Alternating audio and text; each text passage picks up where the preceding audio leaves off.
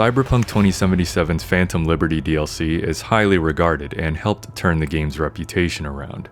A high source of praise is for the spy thriller narrative, but there's a movie that Phantom Liberty very clearly draws inspiration from, if not straight up copies, namely in the DLC's opening. The movie is John Carpenter's Escape from New York, released in 1981. This is a fairly known movie in the cultural zeitgeist, but 1981 was over 40 years ago. Yikes. Let's just say the older these classic movies get, the less common it will be to know about them. This one may raise a few eyebrows since it's not a film in the cyberpunk genre. However, William Gibson has credited the movie as one of his inspirations for his book Neuromancer, which many consider to be the origin of cyberpunk. From here, there's going to be some spoilers regarding the beginning of Cyberpunk, the Phantom Liberty DLC, and the movie. So let's start with a bit of setup. Cyberpunk 2077 is set within Night City. The Phantom Liberty DLC primarily takes place in a sub-district called Dogtown. Dogtown is walled off and controlled by Kurt Hansen and his militia known as the Barghest. How that came to be is another story. Dogtown is regarded as the worst area of Night City, which is pretty awful considering Night City is a city-state that's riddled with crime. Dogtown is so terrible that the NCPD won't venture into it. In Escape from New York, crime in the USA is so bad that Manhattan Island is walled off and turned into the country's sole maximum security prison. It's even worse than Dogtown since it's a free-for-all inside. Prisoners get dumped onto the island and the police just monitor the border to ensure nobody tries to escape. Dogtown may be run down, but at least there's still some order to it, even if Hansen rules with an iron fist. So now we've got two similar locales in Dogtown and Manhattan Island, both locked down and definitely places you don't want to go. Phantom Liberty begins with the president of the NUSA's space plane, Space Force 1, getting hacked and rerouted to land in Dogtown.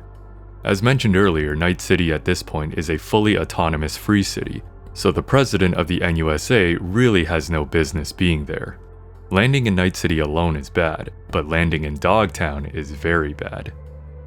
In Escape from New York, Air Force One is hijacked by a terrorist and the president enters an escape pod and lands in Manhattan.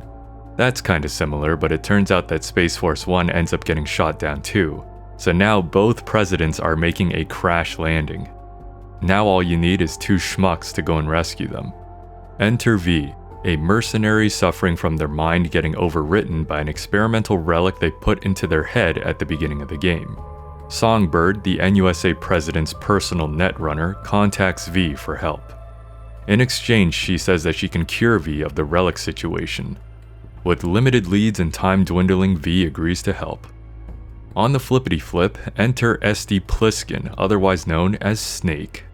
Yeah, guy named Snake with an eye patch. The first Metal Gear game came out in 1987, so you can clearly see who influenced who. Snake is a former Special Forces soldier and is about to be sent to Manhattan for robbing the Federal Reserve. Instead, the police commissioner offers a deal to Snake that will grant him a presidential pardon if he can retrieve the president. But this task is non-negotiable since he has Snake injected with timed microexplosives to comply. So there you go. Two dudes with their backs against the wall venturing into hell to rescue the president. Pretty bang on, at least to start. Also, Manhattan's prison is also run by a group.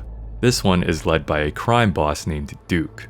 So you've got your Kurt Hansen of Manhattan. The game and movie begin to deviate from there as rescuing the president is just the opening act of Phantom Liberty. But to recap, we have two no-go zones in the form of Dogtown and Manhattan. Both are run by a group, each with a figurehead. The president crashes into this area, then you've got two mercenaries fighting for their lives and freedom. Snake with freedom from jail and V freedom from the relic.